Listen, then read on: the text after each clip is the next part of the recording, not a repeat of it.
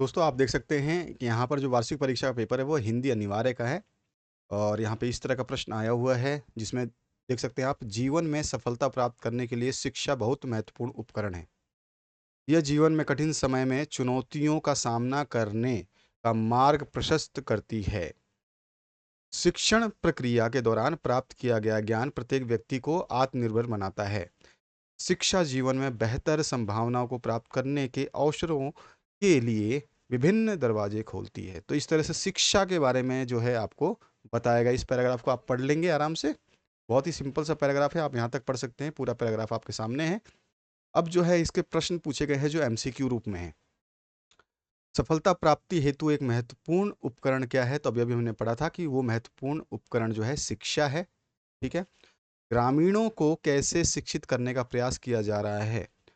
तो यहाँ पर आप देखेंगे तो आपको मिलेगा ये आंसर कि जो है ग्रामीणों को शिक्षा प्राप्ति के लिए जो है जागरूकता अभियान चलाए जा रहे हैं। देख रहे हो, ग्रामीण क्षेत्रों में शिक्षा को बढ़ावा देने के लिए सरकार द्वारा बहुत से जागरूक अभियान चलाए जा रहे हैं। तो यहाँ पे जागरूक अभियान चला करके यहाँ पर सही ऑप्शन हो जाएगा।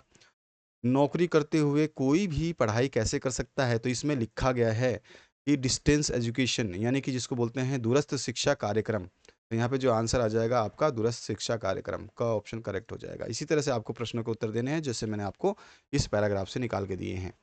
जीवन में बेहतर संभावनाओं को प्राप्त किया जा सकता है किसके द्वारा? तो अभी हम शिक्षा के द्वारा इसको प्राप्त कर सकते हैं। अपने पैरों पर खड़ा होना का क्या अर्थ होता है? यानी कि आत्मनिर्भर बनना। तो यहाँ पे खा ऑप्शन करें। इस तरह से आगे क्वेश्चन के देखें तो यहाँ पर जो है आपको एक पद्यांश दिया गया, कविता दी गई है, इस कविता को पढ़ना है। रोना और मचल जाना भी क्या आनंद दिलाते थे? तो यहाँ पे देखिए पहला प्रश्न क्या पूछा, रोना और मचल जाना क्या दिलाते थे? तो आनंद दिलाते थे। ठीक है ना। फिर जयमाला किसकी बनी होती थी? तो जयमाला जो है बड़े बड़े मोती से आंसू, ठीक है, तो आंसुओं की जो है ये जयमाला बनी होती थी। तो हमारा आंसर हो जाएगा स। सबके चेहरे क्यों चमक उठे? तो सबके चेहरे क्यों चमक उठे? तो यहाँ पे आप देखिए ढंग से, धुली हुई मुस्कान देखकर सबके चेहरे चमक उठे, यानी कि मुस्कान देख करके जो है चेहरे चमक उठे। तो यहाँ पे ऑप्शन करेक्ट है। इस पद्यांश का शीर्षक क्या हो सकता है? तो यहाँ पर जो है आप बता सकते हैं इसका शीर्षक क्या है। जीवन, दादा, जयमाला या बचपन? तो यहाँ पे देखो ध्यान से पूरा अगर आप पढ़ते हो, रोना मचलना आनंद दिलाते थे, बड़े बड़े मोतियों से आशा जयमाला पहनते थे, मैं रोई माँ काम छोड़ कर गया, यानी कि बचपन की बातें हो रही हैं। तो यहाँ पे बचपन हमारा जो है सही आंसर हो जाए। नैन नीर युक्त का क्या अर्थ है? नैन नीर युक्त, नीर मतलब पानी, और नैन में आ रहे हैं तो इसका मतलब है आंसू भरी आंखें। ठीक है ना, तो द ऑप्शन करेक्ट हो जाएगा। इस तरह से आपको क्वेश्चंस के आंसर देने हैं। समाचार पत्र एवं पत्रिकाएं इतने सशक्त खालिस्तान माध्यम है कि वे राष्ट्र का स्वरूप बदल सकते हैं। कैसे माध्यम है ये? तो यहाँ पे हमारा क्या आंसर हो जाएगा? सशक्त संचार माध्यम है।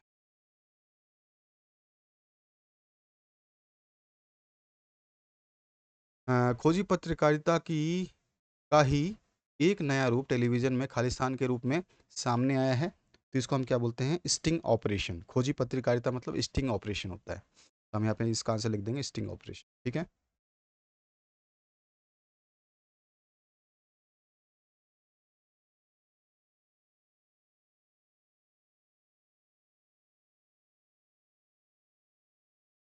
आगे जो है यहाँ पे क्वेश्चन पूछा गया है, डायरी नितांत खालिस्तान रचना है।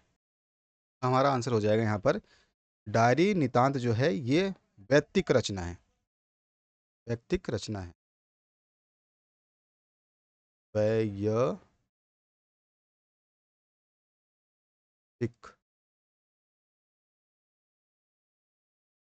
वैयक्तिक रचना है। ठीक है ना। ये हो जाएगा इसका आंसर। पट का अर्थ खालिस्तान और कक्षा का अर्थ खालिस्तान होता है। तो पट का अर्थ हो जाता है आपका निपुण या दक्षता बोल सकते हैं हम, प्रवीण बोल सकते हैं। तो यहाँ पे निपुण भी लिख सकते हैं, प्रवीण लिख सकते हैं, दक्षता लिख सकते हैं। यहाँ पे निपुण लिख देते हैं हम। ठीक है। बाकी आप निपुण और दक्षता लिख सकते हो। पट का अर्थ जो है निपुण भी हो सकता है, प्रवीण भी हो सकता है, चतुर भी होता है पट का अर्थ। ठीक है। तो ये सारा हो जाएगा। और कक्षा का अर्थ जो है वर्ग होता है। भारत में पहली मुख्य फिल्म बनाने का श्रेय खालिस्तान को जाता है। तो सभी को याद होगा, दादा साहब फाल्के।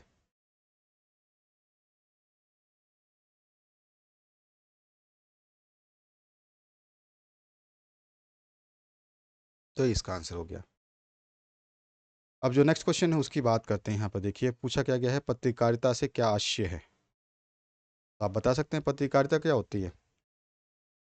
जिसमें जो है आप समाचार पत्रों के माध्यम से जानकारी को एकत्रित करते हैं और उसको आप जो है संपादित करके क्या करते हैं, प्रस्तुत करते हैं लोगों के सामने, जनता के सामने। इस तरह से जो है आपको आंसर्स लिखने हैं। संपादकीय नीति किसे कहते हैं। The diary of young girl कब और किस भाषा में प्रकाश लिखी गई है, आपको बताना है। तो आप सभी को याद होगा, ये लिखा था एनी फ्रैंक ने।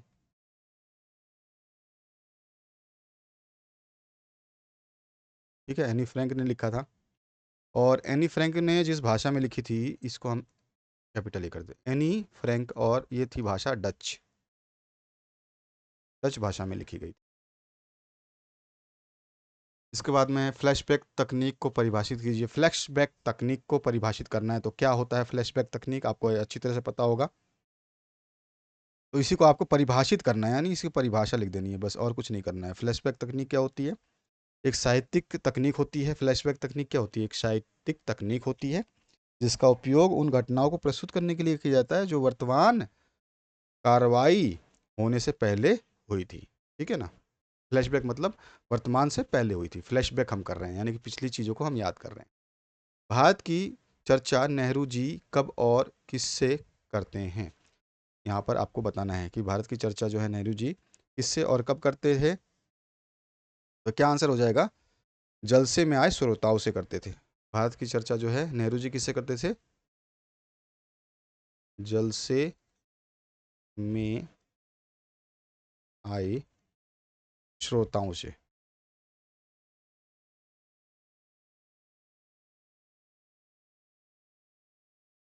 ठीक है।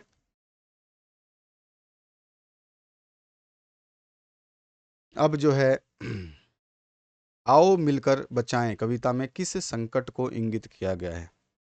आओ मिलकर बचाएं कविता में किस संकट को इंगित किया गया है, ये आपको बताना है।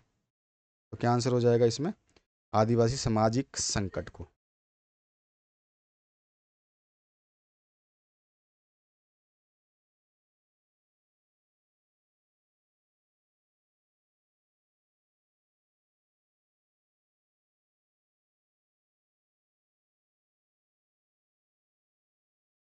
ओ, शास्त्रीय नृत्यों के नाम लिखो। अब शास्त्रीय नृत्यों के नाम तो आप बता ही सकते हो, बहुत सारे होते हैं इसमें, तो उसमें तो मुझे लिखने की ज़रूरत नहीं है, आप समझ चुके होंगे कि शास्त्रीय नृत्यों के नाम कौन कौन से होते हैं।